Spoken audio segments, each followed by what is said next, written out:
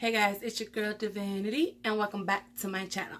And today we are going to focus on something a little different. We are finally going to switch gears from makeup and beauty and finally enter the realm of fitness and health. And we're going to start off with talking about weight management, weight loss, and the weight loss surgery. If this is not something you want to watch or hear about, then that's okay. You can click out now. If it's something you want to hear about, something you want, maybe you were thinking about, something you want to learn, listen to me ramble on about, then stay tuned.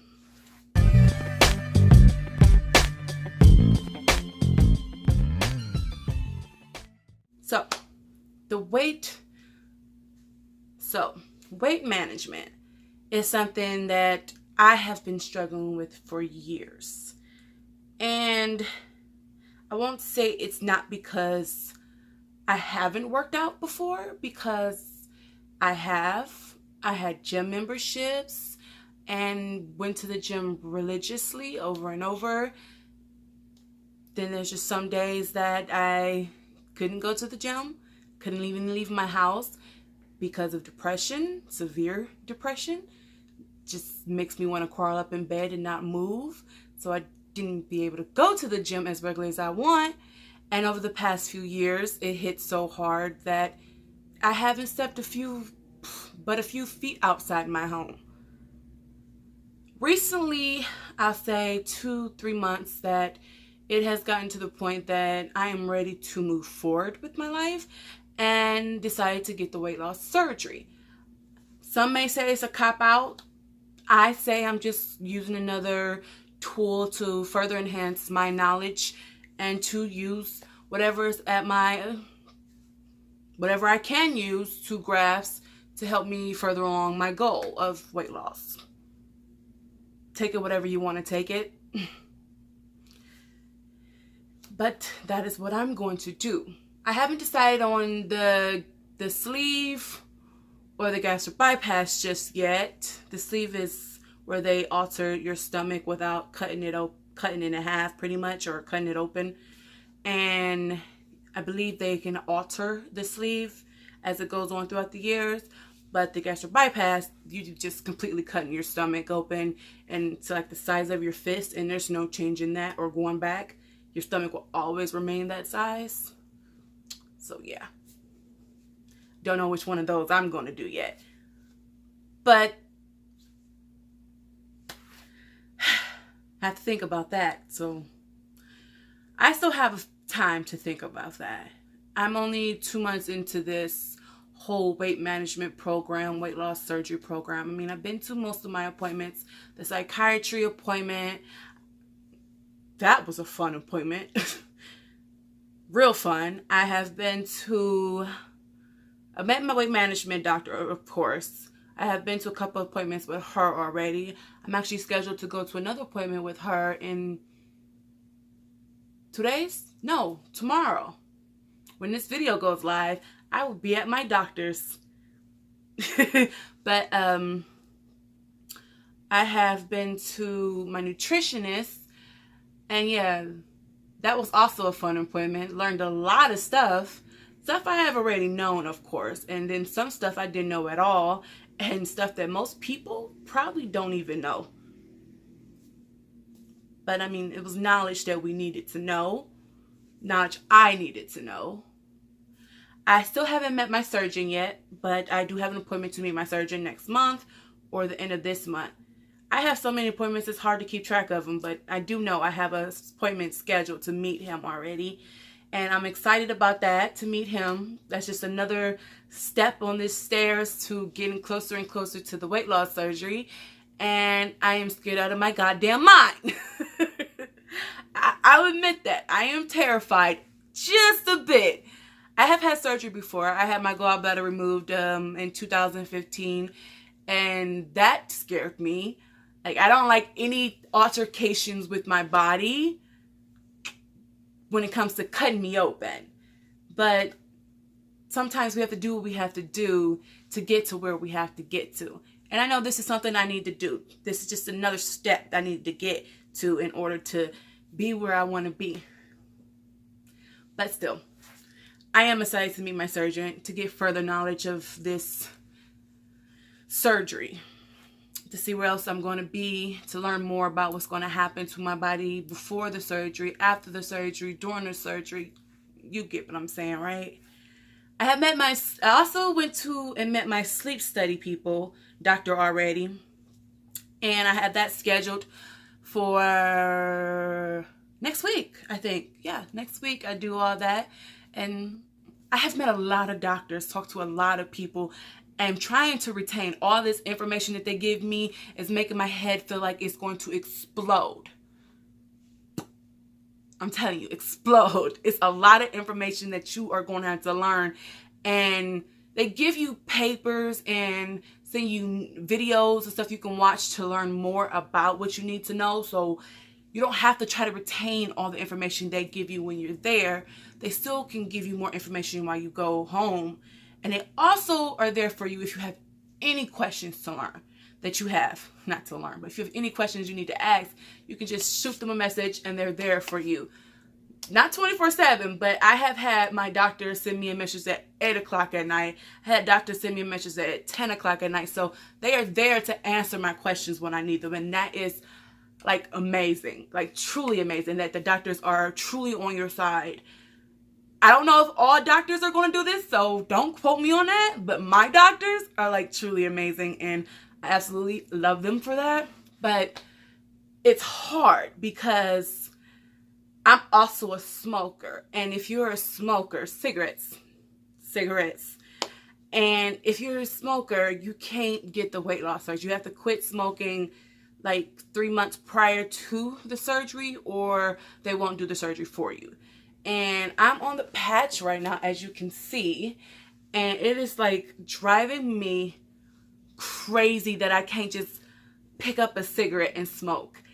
I am losing my absolute mind because I have been smoking for years. I almost been smoking for 2 decades. So just think about that. 2 decades, 20 years of my life I have been smoking.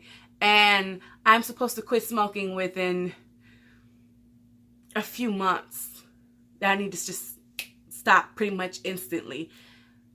I don't even know how I'm surviving right now, but this is something I really want, something I truly feel like I need. So I'm trying to survive. Trying being the word that you gotta understand here. I'm surviving, but I don't know if I'm living just yet.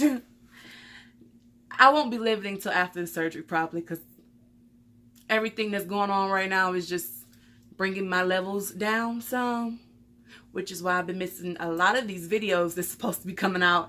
I have so many doctor's appointments scheduled that half the time I can't record a video in order to put it out for you guys, but I'm trying. And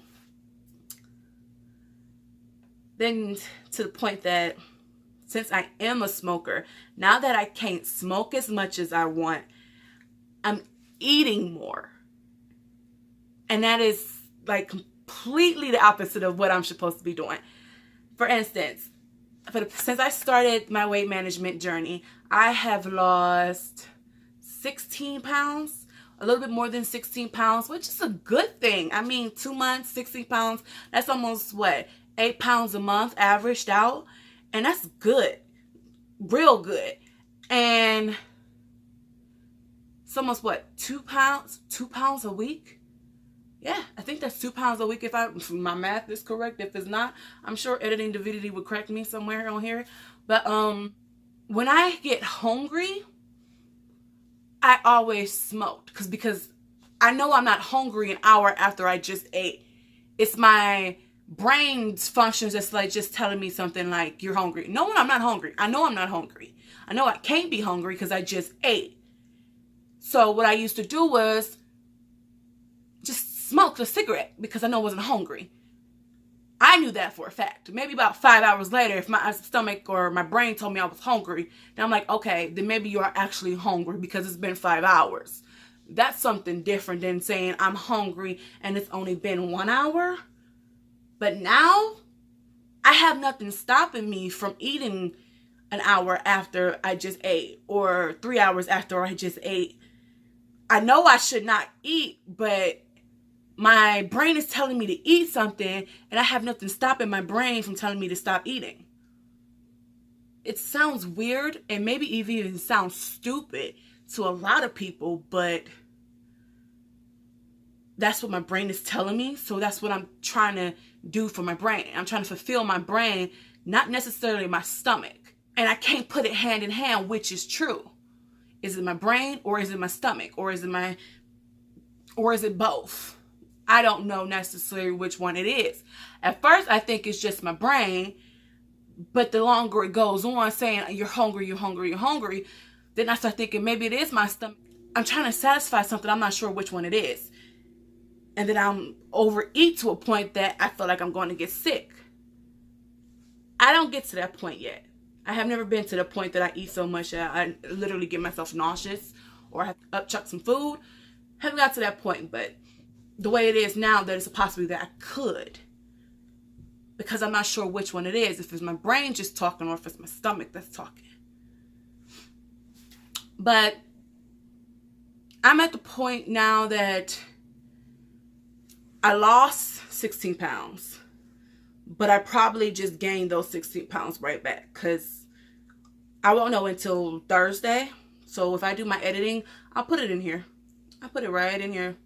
So you guys know how much I gained right back. Over the last few, I'll say 3 weeks or so since I've been trying to stop smoking. And it's hard. People see cigarette smokers and think that it's like, when someone says they want to quit, they be like, well, just quit. They think that you can just take the cigarette out of their hand and like that is going to be over with. They don't realize that, for instance, 2 decades of their life has been smoking cigarettes. It comes to the constant point that even when you're not paying attention, your hand just picks it up. Your hand just picks it up. Just constantly. Damn, I'm so mad I just did that to myself now because now I want to smoke a cigarette. But you understand what I'm saying. It's the point that we're so used to having it in our hand that it's hard to, our hand wants that motion back again. Even if we can get to the point that we don't need nicotine anymore, our hand is still stuck in that motion of this when we smoke a cigarette or when we flick in a lighter. That's why when you see people who stop smoking, they still have a lighter and they still flicking it all the time because their hand is so used to that motion that they can't stop it. It's just the way our brain functions. It's telling us that we need to flick a lighter, so we flick the lighter. It might not be flicking a lighter to smoke a cigarette, but we're still flicking a lighter. It's the way our brain is just wired. And that's the same way it happens with food. Even though we feel like we just ate, we still feel hungry, even though we know we're not supposed to be hungry. And no matter how long we wait it out to try to see if we're truly hungry or not, or if it's just our brain talking this out of his ass, it still says we're hungry. So then we do what we're supposed to think that we're supposed to do, which is go and eat some food. Which then it turns out that we're not truly hungry, because then we feel like we're full, over full. It was just our brain telling us that we wanted something else. My brain tells me we want a cigarette, but since I can't smoke, my brain automatically goes to you want to eat now. Since it's so used to smoking, instead of eating, it goes to the opposite of what it's supposed to do. Since I can't smoke, I eat. Now, if it was back to what I used to do, and since I couldn't eat, I smoked. It's just the way it goes now.